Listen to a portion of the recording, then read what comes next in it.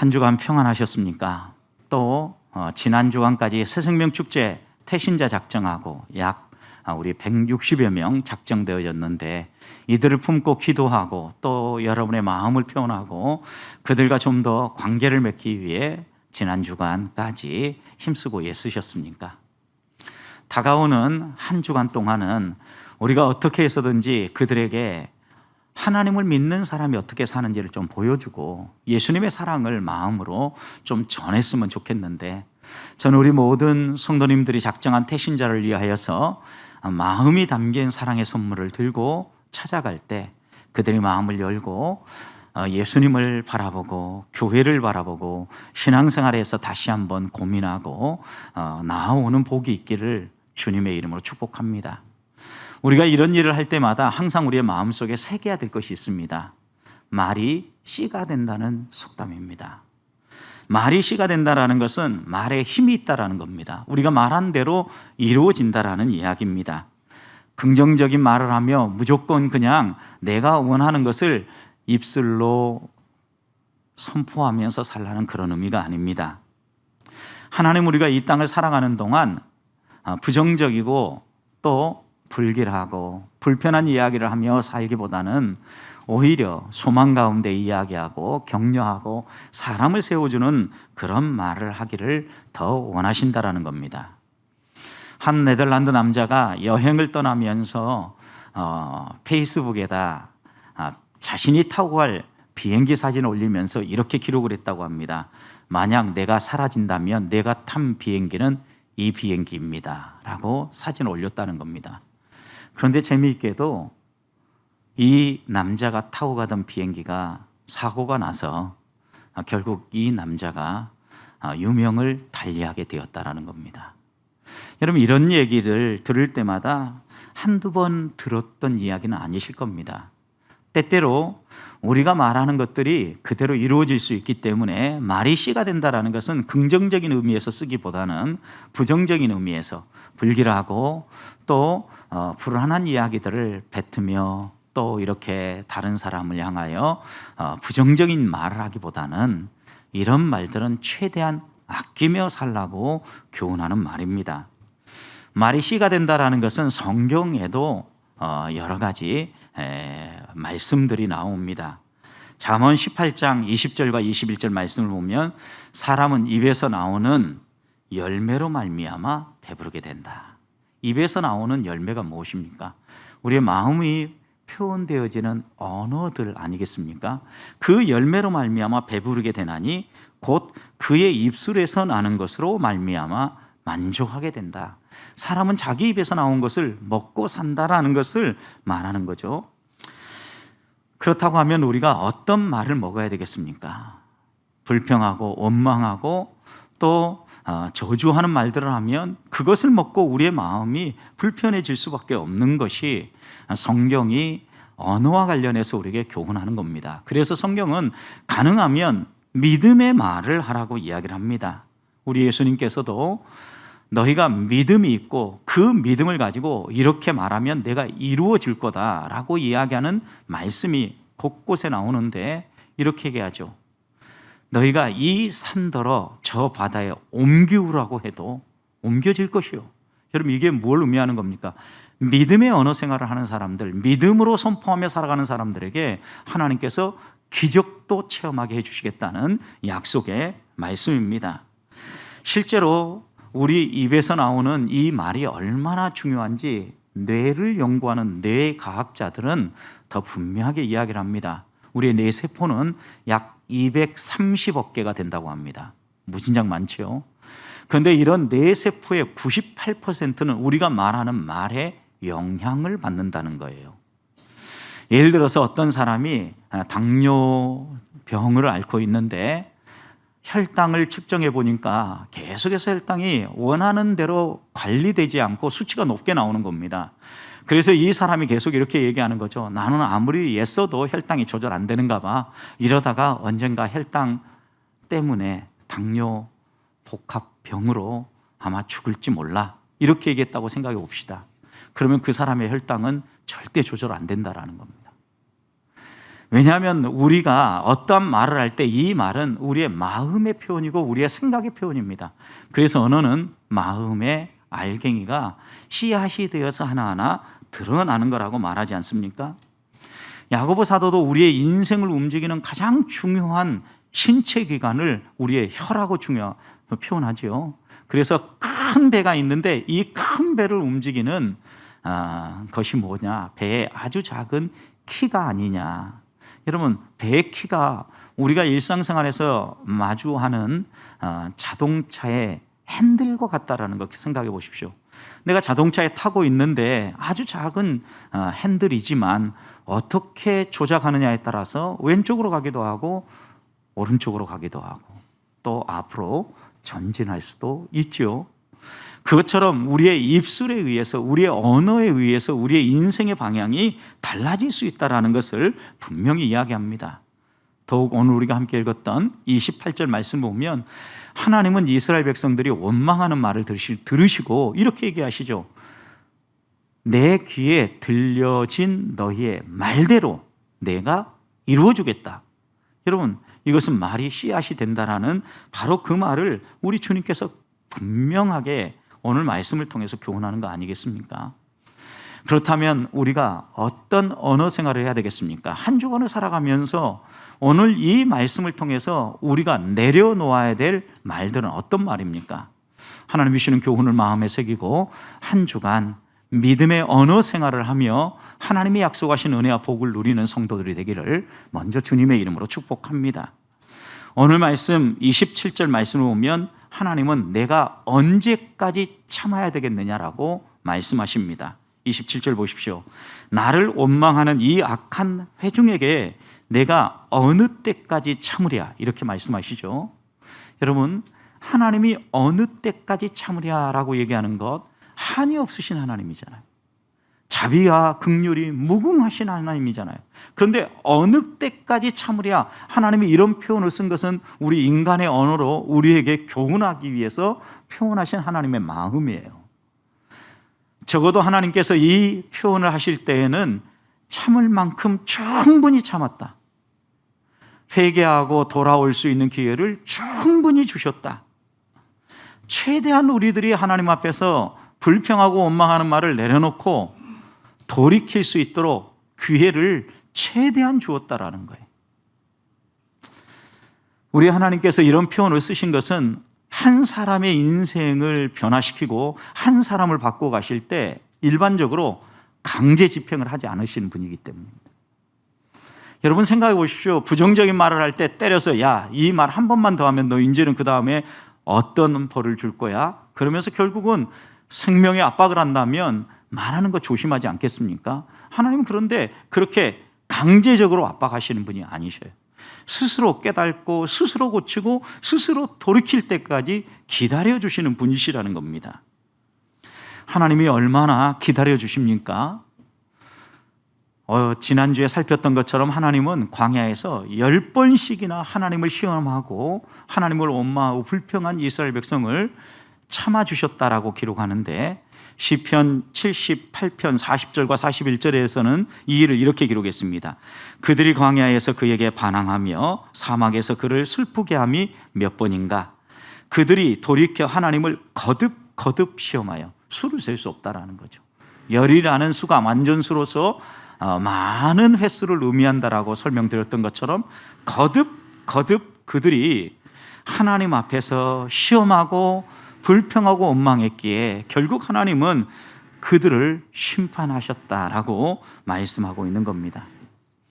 모세의 생명을 살리는 기도 때문에 하나님이 그들을 용서해 주셨기에 바로 죽지 않았지, 만약 그러지 않았다고 하면 이렇게 반복해서 죄를 짓는 그들이 분명히 심판을 받았을 거라는 말씀입니다. 하나님은 우리를 심판하는 걸 원치 않습니다. 그러나 지은 죄에 대해서만큼은 반드시 대가를 치르게 하시는 분이시라는 겁니다. 그래서 28절 말씀을 보면 하나님이 하나님의 결정을 우리에게 말씀하시죠. 그들에게 이르기를 여호와의 말씀이에 내 삶을 두고 맹세하노라. 여러분, 하나님이 언제 맹세하신 거 보셨습니까? 그런데 우리의 인간의 표현으로 내가 내 삶을 걸고 이야기한다. 이런 표현을 하나님이 지금 우리에게 이 모세의 글을 통하여서 교훈하시는 건데, 반드시 이것은 내가 이루겠다, 이것만큼은 틀림없이 행하겠다라고 얘기하는 거예요. 근데 그 틀림없이 행하겠다고 하신 것이 무엇입니까? 이어서 보십시오. 너희 말이 내 귀에 들린 대로 내가 너에게 행하리라 그랬어요. 너희 말이 내 귀에 들린 대로. 우리의 입술의 말을 모르시는 게 없고, 세상의 속담에도 남말은 새가 듣고 반말은 귀가 듣는다는 것처럼 하나님은 그 피조 세계를 창조하시고 우리의 모든 말을 들으시기 때문에 누구보다도 하나님은 우리에게 너희가 말한 대로 그 입술의 열매를 먹고 살게 해주겠다라고 말씀하시는 겁니다. 생각해 보십시오. 우리가 살아가면서 내뱉는 말들대로 하나님이 이루신다 그러면 어떤 때는 좋겠다라고 생각하지만 우리도 모르는 사이에 얼마나 부정적인 언어들을 내려놓습니까? 여러분, 일하다가 지치면 어떻겠습니까? 주저앉으면서 뭐라고 고백하십니까? 힘들어 죽겠다 그럽니다. 진짜 죽습니다. 그러면 여러분, 어디가 힘들다라고 얘기할 때 우리는 끝에 죽겠다라는 표현을 너무나 자주 씁니다. 그런데 하나님 분명히 오늘 너희 말이 내 귀에 들린 대로, 우리가 입술로 뱉는 말, 심지어는 우리의 마음속에 생각까지도 하나님이 꿰뚫어 보신다 그랬는데, 여러분, 이 모든 것을 하나님이 들으신다면 우리의 생각까지도 우리가 다듬어야 되지 않겠느냐는 거예요. 하나님이 반드시 행하시는데 결코 하나님은요 충동적으로 일하시는 분이 아니시잖아요. 참고 하나님의 때가 되었다, 인내에 인내를 하시다가 이제는 깨우쳐 주셔야 되겠다라고 생각하실 때 하나님은 행동하시는 겁니다.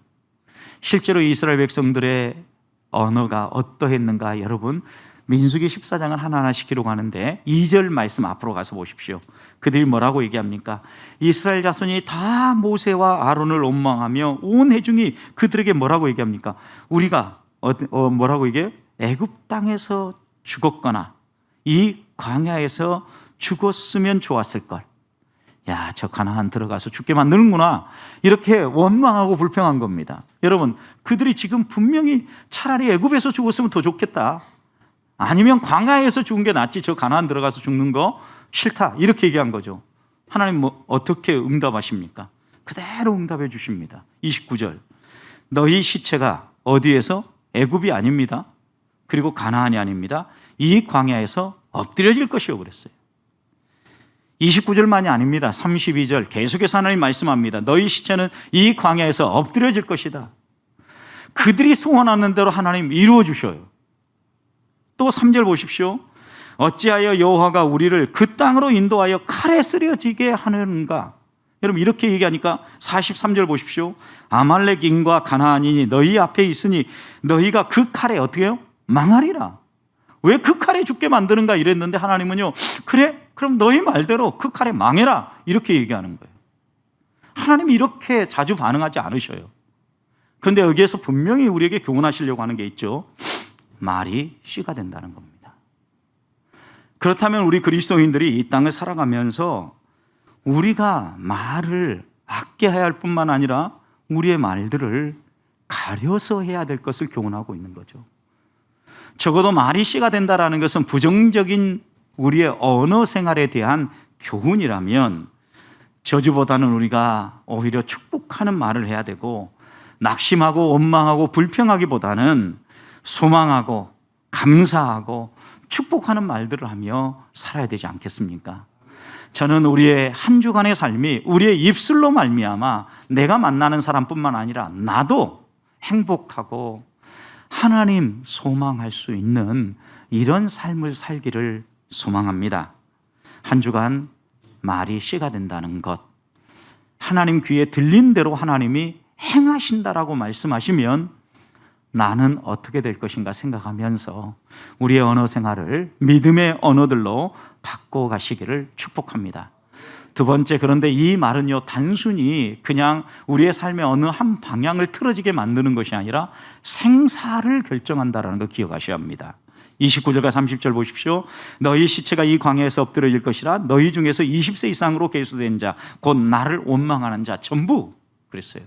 하나님 앞에 원망의 말투, 불평의 말투를 내려놓지 않고 계속해서 이걸 반복하는 사람들 전부를 어떻게 하시겠다고 얘기합니까? 30절 여분네 아들 갈렙과 눈의 아들 여호수아를 빼고 외에는 빼고 내가 맹세하여 너희에게 살게 하리라 한 땅에 결단코 들어가지 못하리라.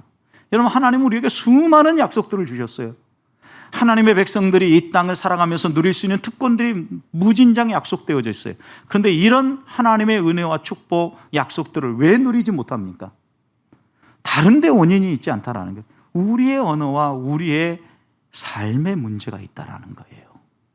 하나님은 변함없으시는 분입니다. 회전하는 그림자도 없으신 분입니다. 항상 우리에게 좋은 것 주시기를 원하십니다. 그런데 우리는 우리에게 펼쳐지는 잠시 동안의 상황 때문에 불평하고 악평하고 원망합니다. 이스라엘 백성도 보십시오. 하나님이 이렇게 젖과 꿀이 흐르는 좋은 땅을 주셨는데 그들은 지금 뭐라고 얘기하는 겁니까? 하나님, 왜 그림의 떡을 주셨습니까? 가만히 생각해 보니까 너무나 좋은데 이 그림의 떡이거든요. 그곳에 들어가서 내가 누리고 젖과 꿀이 흐르는 땅을 차지하려고 마음먹으면 오히려 내가 죽게 되었거든요. 이렇게 생각을 하고 나니까 하나님을 빼고 인간적인 관점에서 생각을 하니까 하나님이 마치 약 올리듯 그림의 떡을 보여주시면서 야, 맛있게 먹어, 배부르게 먹어, 이렇게 이야기하는 것처럼 이스라엘 백성들은 하나님께 원망한 것입니다. 무엇이 문제입니까? 믿음이 무너졌기 때문입니다. 하나님에 대한 신뢰가 무너졌기 때문입니다. 여러분, 믿음은 믿음의 사람들의 고백처럼 히브리서 11장 1절 2절 말씀을 보면 믿음은 바라는 것들의 실상이요 보이지 않는 것들의 증거니 선진들이 이로써 증거를 얻었다 그랬습니다. 바라고 소망하는 것, 그리고 보이지 않지만 마치 보는 것처럼 살아갈 수 있도록 우리의 삶을 지도하고 이끌어주는 힘이 무엇입니까? 하나님에 대한 바른 이해와 믿음입니다. 그래서 믿음의 언어가 우리를 행복하게 만들고 믿음의 언어가 우리를 새롭게 해주시는 놀라운 복을 누리게 한다는 겁니다. 하나님은 이렇게 심판하면서도요, 이스라엘 백성의 모든 사람을 다스려버린 건 아니에요. 20세 이상 하나님께서 이 광야에서 넘어지게 하지만 31절 보십시오.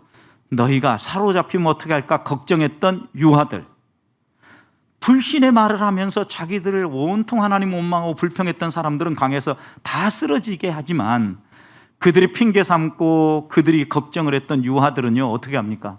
하나님이 지켜주시고 약속하신 땅에 들어가게 해 주시겠다. 31절 분명히 약속하지 않습니까? 하나님은 심판하는 중에도요, 은혜 베풀 자를 알고 은혜를 베풀어줘요. 20세 이상이 누굽니까? 스스로 판단하고 스스로 생각하고 전쟁에 나가서 싸울 수 있는 사람입니다. 하나님이 앞으로 나아가서 돌격 앞으로 얘기하고 공격 앞으로 가서 싸우라 얘기하는데 뒷걸음치고 도망합니다. 싸울 수 없다라고 얘기합니다. 그런 그들에게 하나님은 책임을 물으시고 그들의 입술의 고백대로 열매를 누리게 하신 것입니다. 그래서 하나님 앞에서 우리가 말을 할 때 어떤 말을 해야 됩니까? 믿음의 말을 해야 되고 하나님이 어떤 분이라고 스스로 고백하며 살아야 합니다. 성전 미문에 앉았던 한 안진뱅이를 일으켰던 사도행전 3장의 베드로와 요한을 보십시오, 여러분. 그는 무언가를 얻으려고 구걸하며 베드로와 요한을 바라보았지만 베드로와 요한은 믿음의 언어를 내뱉지 않습니까? 그것이 기적을 만들어냅니다. 은과 금은 내게 없지만 나사렛 예수 그리스도의 이름으로 명하노니 어떡하라? 일어나 걸으라 선포했습니다. 무엇 때문에요? 믿음이 있었기 때문에. 기도하러 올라가면서 하나님을 바라보고 하나님을 붙잡았기 때문에 지금 앞에는 한 번도 걸어본 적이 없는 주저앉아 살아가는 사람이 앉아있지만 하나님이라면 얼마든지 그도 일으킬 수 있다라고 믿고 믿음의 은혜를 내뱉었을 때 기적이 일어났다라는 겁니다. 연약했던 여인 마리아도 여러분 생각해 보십시오. 어느 날 갑자기 하나님이 보내시는 천사가 나타났는데 갑자기 남자를 알지 못하는 이 마리아에게 아이를 가질 거라고 이야기하는 건 얼마나 청천벽력과 같은 이야기였겠습니까? 고민하고 천사의 이야기를 들은 다음에 이 마리아가 뭐라고 고백합니까? 누가복음 1장 38절 마리아가 이르되 주의 여종이니 나는 당신의 종입니다. 당신이 말한 대로 내게 이루어지고 당신이 행한 대로 나는 움직이는 사람입니다. 주의 여종입니다. 그 다음에 이렇게 얘기합니다. 주의 여종이니 말씀대로 내게 이루어지리라. 말씀대로 내게 이루어지리라. 여러분, 그 말씀대로 하나님은 성령으로 마리아의 태에 예수 그리스도가 잉태되게 하시고 예수 그리스도가 공생의 사역을 하기 전까지 구속 사역에는 없어서는 안 될 중요한 믿음의 인물로 마리아를 사용해 주신 것입니다. 사랑하는 성도 여러분, 우리의 삶에 하나님이 행하시는 손길을 맛보려고 다른 데서 찾을 게 아니라 믿음의 언어에서부터 먼저 찾아야 합니다. 수많은 고난과 아픔을 겪었던 다윗 보십시오. 하나님 앞에 왜 이렇게 내게 고난을 주느냐, 가만히 있는 사람에게 왜 기름 부어가지고 이 고난을 겪게 하느냐 말할 수도 있겠지만 다윗은 뭐라고 고백합니까? 시편 23편 1절, 여호와는 나의 목자시니 내게 부족함이 없으리로다. 여러분, 이렇게 고백하고 살아가는 다윗에게 하나님 어떻게 하셨어요? 필요한 대로, 또 그가 하나님의 성전을 마음껏 지을 수 있도록 온갖 필요들을 채워주지 않았습니까? 부족함이 없으신 하나님 넉넉하게 주셨어요. 그렇다면 우리를 또 한 주간을 살아갈 때 화가 나서 충동적으로 말하고 내 생각대로 그냥 내뱉는 언어가 아니라 말하기 전에 한 번 더 생각하고 믿음의 언어를 내뱉고 하나님을 신뢰하면서 하나님이 어떤 분인가 선포하고 고백하고 증언함으로 하나님이 우리에게 펼쳐주시는 기적 같은 일들이 날마다 우리의 삶에 이루어지고 그런 삶 때문에 감사와 찬송이 가득한 성도들이 되시기를 축복합니다. 세 번째입니다. 하나님은 이렇게 심판하실 때에도요, 긍휼과 자비를 베풀어 주시는데 그들이 분명히 잘못해서 그들이 죽을 것이다라고 얘기하지만 당장 쓸어버린 게 아니라 40년이라는 시간을 주십니다. 40년. 어떤 사람은 1년 만에 죽은 사람도 있었겠지만 어떤 사람은 이 40년 끝자락에 죽은 사람도 있었을 거라는 거죠. 그런 점에서 하나님이 각자에게 주신 은혜가 있고 믿음의 분량에 따라서 다르게 세상을 떠나겠지만 분명한 것은 하나님은 바로 심판하지 아니하고 광야 40년을 허락해 주셨다라는 겁니다. 그런 점에서 광야 40년은 심판의 기간이기도 하지만 은혜의 시간이기도 한 겁니다. 여러분 생각해 보십시오. 하나님이 심판한다고 해서 당장에 이들을 쓸어버렸다면 모세가 기도했던 것처럼 하나님이 애굽에서 이들을 건져낼 때는 약속의 땅으로 인도한다더니 능력이 없어서 가나안 땅에도 못 들여보내보고 다 죽게 만들구나 이렇게 말할 거 아닙니까? 하나님은 그런데 이러지 않도록 자연스럽게 자기의 수를 따라서 이 광야 40년 동안 세상을 떠나게 하시고 그 다음 세대가 이 땅에 들어가 살도록 배려해 주셨다라는 겁니다. 그러니까 하나님은 심판하는 중에도 우리에게 은혜를 베풀어줘요. 그걸 통하여서 하나님이 우리에게 무엇을 깨우치시려고 하는 겁니까? 여러분, 신명기 8장 2절에서는 이렇게 얘기했어요. 내 하나님 여호와께서 이 40년 동안 내게 광야길을 걷게 하신 것을 기억하라. 40년 광야길을 왜 걷게 했냐는 거예요. 여러분, 40년 왜 광야길을 걷게 됐어요? 이들이 가데스 바네아에서 하나님이 약속하신 땅을 정탐했죠. 며칠 동안 했습니까? 40일을 정탐했습니다.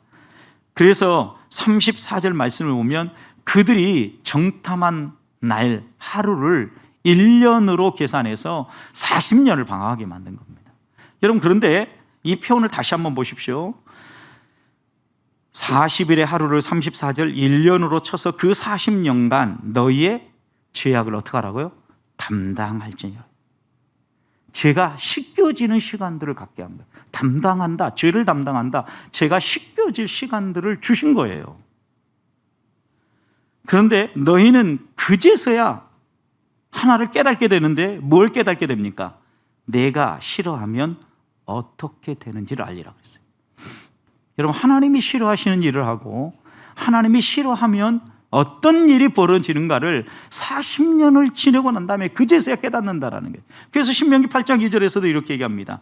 하나님께서 이 광야길을 걷게 하신 이유를 이는 너를 낮추시며 너를 시험하사 내 마음이 어떠한지 그 명령을 지키는지 지키지 않는지 알려고 40년을 지냅니다. 여러분 지금 하나님이 심판하십니다. 그리고 당장 데려가지 아니하고 자연스럽게 수를 따라서 이 광야에서 출애굽 1세대는 세상을 떠나게 하셔요.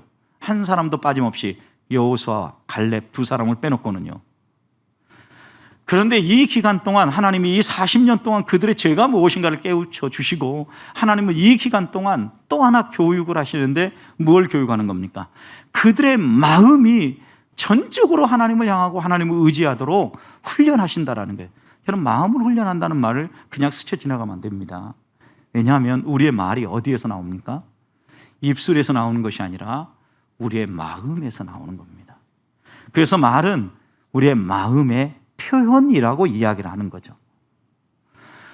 성도 여러분, 하나님께서 그들의 마음이 어떠한지를 훈련하셨다, 지켜보셨다라는 것은요, 우리가 하나님 앞에서 과거 아버지 세대가 부정적인 말을 하고 하나님을 불평하고 원망하다가 이 광야에서 죽는 걸 보면서 우리는 어떻게 살아야 되겠다라는 걸 깨우친 거예요.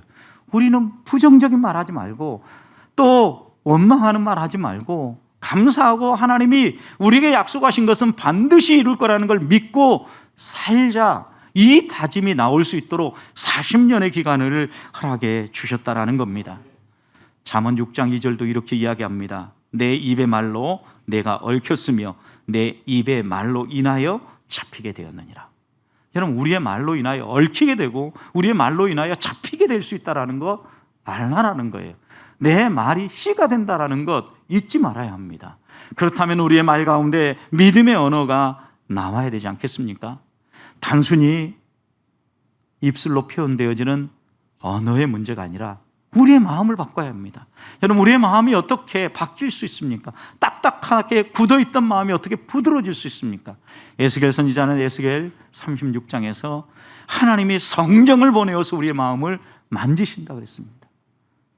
성도 여러분, 하나님이 우리에게 하나님의 영, 예수 그리스도의 영, 성령을 보내주셨습니다. 성령을 인정하고 사십시다. 여러분 우리가 이 땅을 살아가는 동안 가슴 아픈 사연 없는 사람 누가 있습니까? 인생을 돌아보면서 누군가에게 한마디씩 하라고 하면 시퍼렇게 멍이 맺힌 사연 없는 사람 누가 있습니까? 누구에게나 있습니다. 그런데 여러분 이런 이야기들 눈물을 흘려가면서 이야기할 때 대부분의 사람들이 이렇게 얘기합니다. 누구 때문에, 무엇 때문에 그렇게 됐다.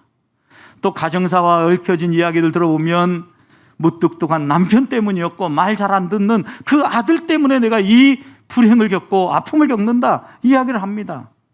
사랑하는 성도 여러분, 그러나 기억해야 합니다. 누구 때문이 아닙니다. 무엇 때문이 아닙니다. 내 마음이 문제입니다.